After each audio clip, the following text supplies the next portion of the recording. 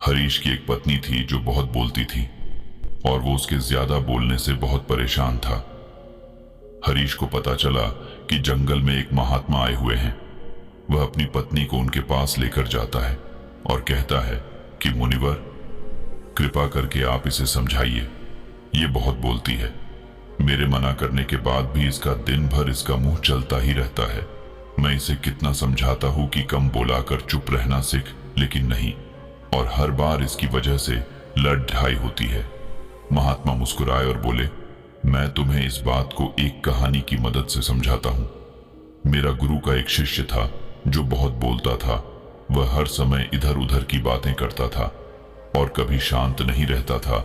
जब वह दान लेने के लिए जाता तो हर घर से एक नई कहानी लेके आता और आश्रम के दूसरे शिष्यों को सुनाता, और एक शिष्य की दूसरे से बुराई करता, चुगली करता और दूसरों के सामने अच्छा बनने का प्रयास करता और खुद के मुंह से ही खुद की तारीफ करता रहता और हमेशा खुद को गुरु के सामने सबसे बुद्धिमान और उत्तम साबित करने का प्रयास करता।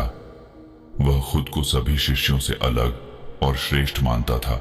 उसका कहना था कि मैं एक अमीर घर का बालक अगर मैं चाहता तो एक आरामदायक और सुविधाओं से भरा जीवन जी सकता, लेकिन मैं वह सब छोड़ कर यहाँ आ गया क्योंकि मुझे खोज करना, खुद को जानना है। पहली बार शेयर खरीदते हैं तो डर तो लगता ही है। मुझे याद है जब मैं 11th स्टैंडर्ड में था, अपने जीवन का पहला स्टॉक खरीदा, तभी समझ आ कि मुझे खोज करना, खुद को जानना है, जीवन को जानना है। एक दिन गुरु ने आश्रम के सभी शिष्यों को बुलाकर कहा, आप सभी को अगले 1 महीने के लिए कोई ना कोई संकल्प लेना होगा। इससे आपकी संकल्प शक्ति मजबूत होगी और आप में आत्मशक्ति का संचार होगा। आप सभी अपने सामर्थ्य के अनुसार कोई भी संकल्प ले सकते हैं, और यदि 1 महीने से पूर्व आप में से जिसका भी संकल्प टूट जाएगा तो वह अपनी पुरानी दिनचर्या में वापस आ सकता है। सभी शिष्यों ने अपनी शक्ति के अनुसार संकल्प लिए और गुरु को अपने अपने संकल्प के बारे में बताकर वहां से चले गए। लेकिन वह शिष्य जो खुद को सबसे अलग दिखाना चाहता था, वह सीधे गुरु की कुटिया में पहुंच गया और बोला, मैं कोई छोटा मोटा संकल्प नहीं लेना चाहता, बल्कि खुद की ही जैसे एक और महान संकल्प लेना चाहता हूं। कृपया आप ही बताएं मुझे क्या संकल्प लेना चाहिए। उसकी यह बात सुनकर गुरु मुस्कुराए बोले, क्या तुम मेरे द्वारा दिए गए संकल्प को पूरा कर पाओगे? क्या तुम्हारे लिए उसे पूरा करना संभव होगा? शायद नहीं, वह तुम्हारे लिए संभव नहीं। तुम उसे पूरा नहीं कर पाओगे, इसीलिए तुम खुद ही कोई संकल्प ढूंढो। शिष्य ने कहा, नहीं गुरुदेव, आप जो भी संकल्प मुझे देंगे मैं जरूर उसे पूरा करूं। गुरु ने कहा, ठीक है, तो तुम अगले 1 महीने तक चुप रहो, मुंह से एक शब्द भी नहीं निकालोगे, यही है तुम्हारा संकल्प। शिष्य ने कहा, गुरुदेव, यह भी कोई संकल्प है? यह तो बहुत ही आसान है। आप कोई संकल्प दीजिए जो मेरी योग्यता के बराबर हो। गुरु ने कहा, पहले तो तुम इस संकल्प को तो पूरा करके दिखाओ। शिष्य ने गुरु की बात मान ली और वह उसी समय चुप हो गया और पलटकर कुटिया से बाहर चला गया। उसे चुप रहना बहुत आसान लग रहा था।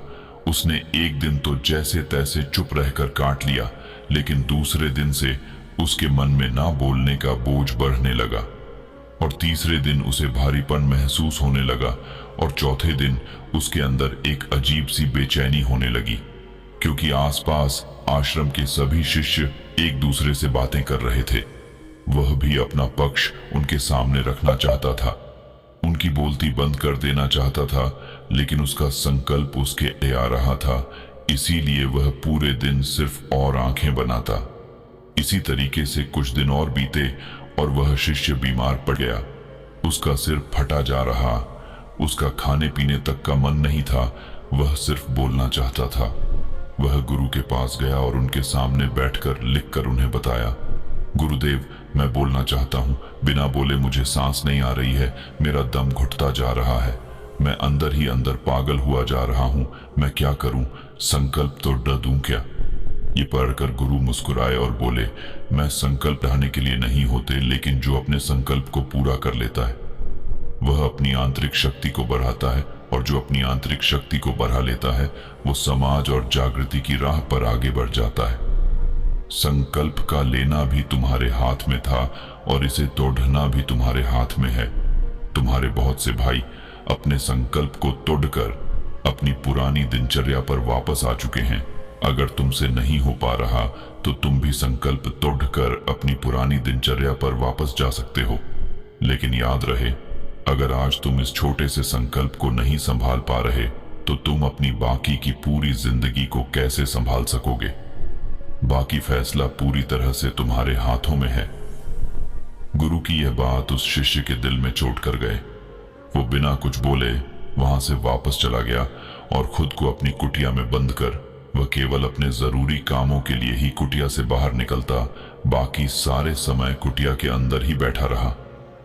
15 दिन बीत चुके थे और आश्रम के लगभग सभी शिष्यों का संकल्प अब तक टूट चुका था, लेकिन उसका संकल्प अभी भी जारी था। संकल्प लेने के बाद से अब तक उसने एक शब्द भी नहीं बोला।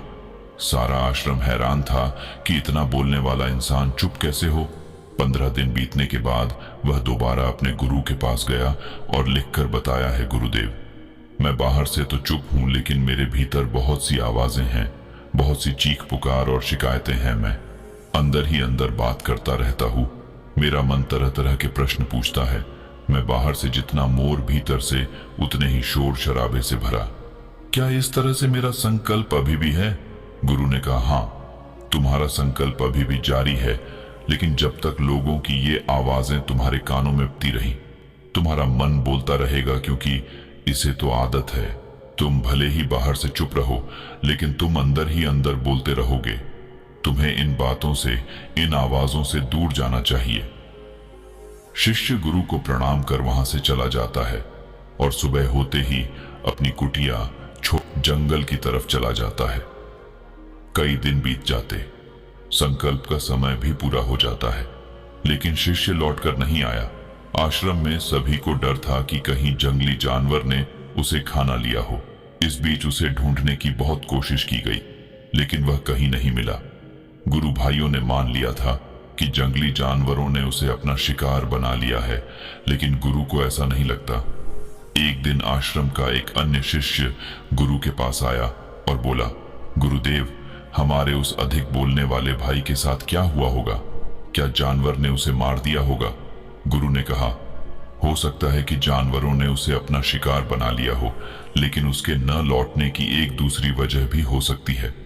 शायद उसे वह मिल गया है जिसके लिए वह गया था। फिर शिष्य ने पूछा, गुरुदेव, क्या ज्यादा बोलना इतना हानिकारक होता है? गुरु ने बोला, कहा, इंसान के जीवन के बहुत सारे दुखों में से एक दुख यह भी है कि वह कभी चुप नहीं रह सकता, हमेशा कुछ ना कुछ बोलता ही रहता है। सिर्फ हमारे बोलने के कारण हमारे आधे से ज्यादा दुख पैदा होते हैं। हम में से कोई भी चुप नहीं रहना चाहता, हम बस सामने वाले को सुना देना चाहते हैं। जो भी हमारे मन में है सब निकालकर उसके मन में बैठा देना चाहते हैं। उसे समझा देना चाहते हैं कि देख, तू गलत है और मैं सही। इस तरीके से सुनने और सुनाने का यह काम जिंदगी भर चलता रहता है, लेकिन इस नासमझी में हम अपना समय, अपना जीवन, अपनी समझ और सबसे महत्वपूर्ण अवकीमती पल जो जिए जा सकते हैं, जिनको अनुभव किया जा सकता है, जिनमें आनंद को प्राप्त किया जा सकता है, यह सब खो देते हैं। लेकिन इसके बदले हमें मिलता क्या है? कुछ नहीं, सब व्यर्थ और बर्बाद हो जाता है। शिष्य ने पूछा, तो फिर इसका समाधान क्या है? गुरु ने कहा, पूरी जागरूकता के साथ अपने विचारों को देखना, यही एकमात्र तरीका है। सारी मानसिक समस्याओं का वर्तमान में रहकर चिंतन करना, पूरी जागरूकता के साथ अपना काम करना जिंदगी में चमत्कारिक बदलाव ला देता है। उसके बाद वह शिष्य गुरु से अपने प्रश्नों का उत्तर पाकर उनको प्रणाम करके वहां से चला गया। उस शिष्य को आश्रम छोड़ कर गए 3 महीने का समय बीत चुका था, लेकिन उसकी कोई खबर नहीं। अब तक तो सभी गुरु भाइयों ने भी उसके वापस लौटने की उम्मीद छोड़ी, लेकिन एक दिन वह आश्रम लौट आता है। लेकिन अब वह नहीं था जो यहां से गया था, वह कुछ और ही बनकर वापस आया था। उसके अंदर एक गजब का बदलाव महसूस किया जा सकता था। उसके चेहरे पर एक गजब का ठहराव और आंखों में बनी शांति थी। आश्रम में आते ही सभी गुरु भाइयों ने उसे चारों तरफ से घेर लिया और बातें करने लग गए। वह भी अपने गुरु भाइयों से बातें करने लगा। उससे बात करने वाले सभी ने यह अनुभव किया कि अब वह पहले जैसा उतावला और बातूनी नहीं रह गया था। उसके मुंह से एक एक शब्द बहुत ही सुलझे हुए और मधुरता के साथ निकल रहे थे। थोड़ी देर तक गुरु भाइयों से बात करने के बाद वह सीधा गुरु की तरफ चला गया। उसने गुरु के चरण छुए और कहा, गुरुदेव, क्या मैं अब भी मौन हूं? क्या अब भी मेरा संकल्प जारी है? गुरु ने कुछ देर तक शिष्य की आंखों में बड़े ध्यान से देखा और कहा, हां, तुम अब भी मौन हो। तुम्हारे मुंह से एक भी शब्द निकल नहीं रहा और तुम्हारा संकल्प अभी भी जारी है। शिष्य ने कहा, गुरुदेव, जब मैं आश्रम से गया तो मैं मुंह से तो चुप था, लेकिन मेरे अंदर बहुत सी आवाजें थी।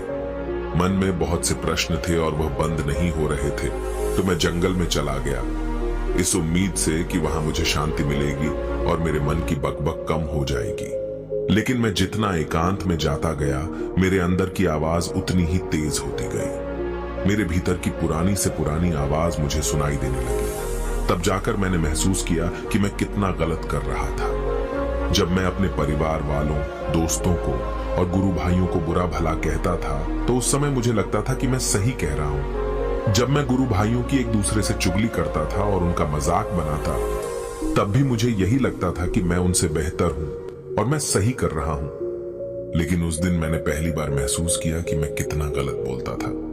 काफी दिनों तक ये आवाजें, ये शिकायतें मेरे अंदर चलती रही, लेकिन धीरे धीरे करके एक दिन ये सारी आवाजें मेरे अंदर से समाप्त हो गई। अब मैं भीतर से भी मौन हो गया। उस घने जंगल में बाहर से कोई बोलने वाला था नहीं और भीतर कोई आवाज बची ही नहीं थी, और मैं उस दिन पहली बार मौन का सही अर्थ समझा। मेरे चारों तरफ बहुत शांति थी। हालांकि अभी भी कुछ आवाजें आ रही थीं जो पहले भी आती थीं, लेकिन मैं उन्हें सुन नहीं पाता था। पर अब वह सभी आवाजें मुझे स्पष्ट रूप से सुनाई दे रही थीं। हवा के चलने की आवाज, चिड़ियों के चहकने की आवाज और पानी के बहने की आवाज। ये सभी आवाजें मैंने पहली बार पूरे होश पूर्वक सुनी। अपने चारों तरफ इतनी शांति मैंने पहले कभी महसूस नहीं की थी। तो इस शांति को भंग करने के लिए मैंने पहली बार अपने मुंह से कोई शब्द निकाला। मैं चिल्लाया, हे ईश्वर, ये कैसी शांति है? सभी कुछ इतना शांत क्यों है? ऐसा क्या हो गया? लेकिन मेरे चिल्लाने के बाद भी शांति भंग नहीं हुई। सब कुछ पहले जितना ही शांत था, बाहर भी और भीतर भी।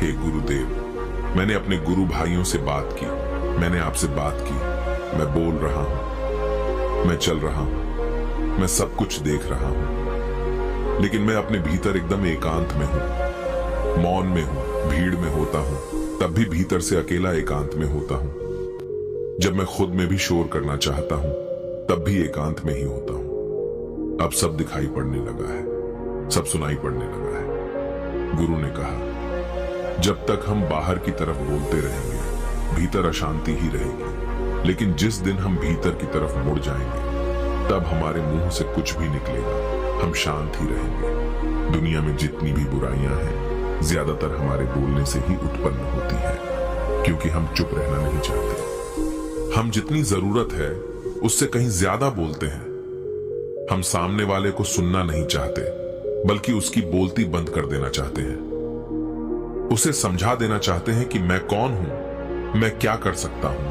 और यही हमारी जिंदगी का मकसद बनकर रह जाता है। हमारी सारी ऊर्जा व्यर्थ के बोलने में बर्बाद होती रहती है।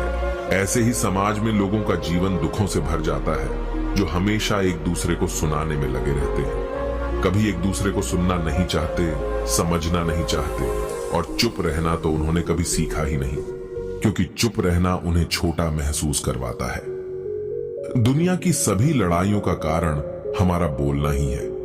इसलिए हमें सिर्फ उतना ही बोलना चाहिए जितना जरूरी हो, क्योंकि व्यर्थ का बोलना ऊर्जा को नष्ट करना है, और यह बोलना ही हमें कभी अपने भीतर की ओर लौटने नहीं देता, क्योंकि यह हमें बाहर की ओर खींच कर रखता है, और बाहर है ही क्या इस संसार के अलावा।